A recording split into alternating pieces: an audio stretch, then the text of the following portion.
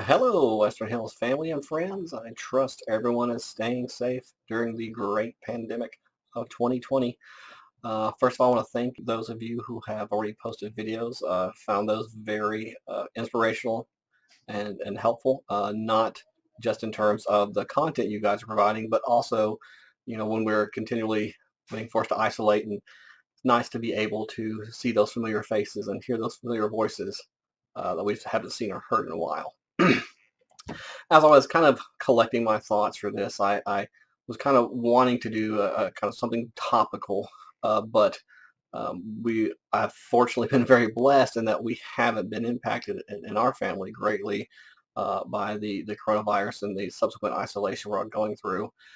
So it makes it kind of hard to kind of delve into that. But one thing I did think of that is somewhat coincidental with the coronavirus, but not related to it, is we have begun teaching the girls, Raylan and Jamie, to say the Lord's Prayer at night. As part of that, that's kind of helped me refocus on what prayer means and what prayer is, and not just in terms of the mechanics of prayer and how we pray, but more on the emotional aspect of prayer and how it impacts our lives.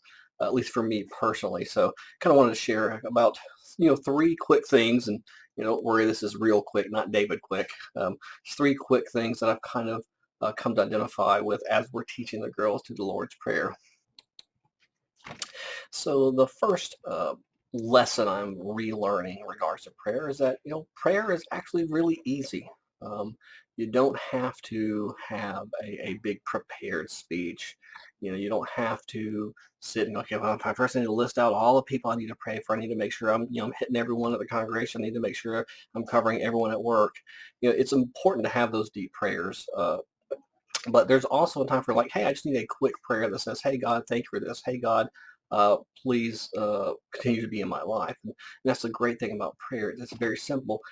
Another part of that is prayer. It can be done anywhere and at any time. Even now under quarantine, your prayer life doesn't have to change because you can still pray at home when you're with people, when you're by yourself. That doesn't change.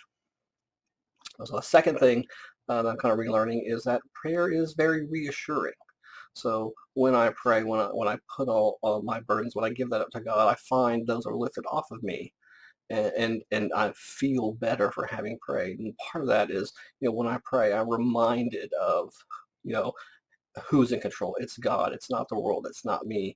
God has this in his hands. And when I pray, I kind of go through that list and I give that all to God, and that burden gets lifted off of my shoulders. And secondly, I am reminded of my relationship with God, and how important he is to me, and also how important I am to him. And again, that's very reassuring.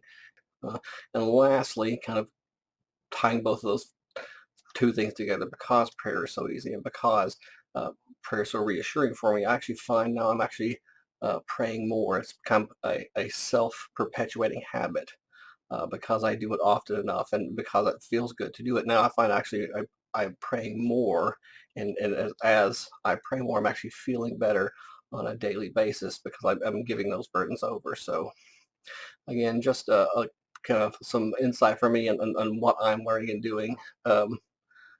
As we go through this quarantine. So hopefully some of you out there will benefit from this. And remember, there's really no such thing as too much prayer.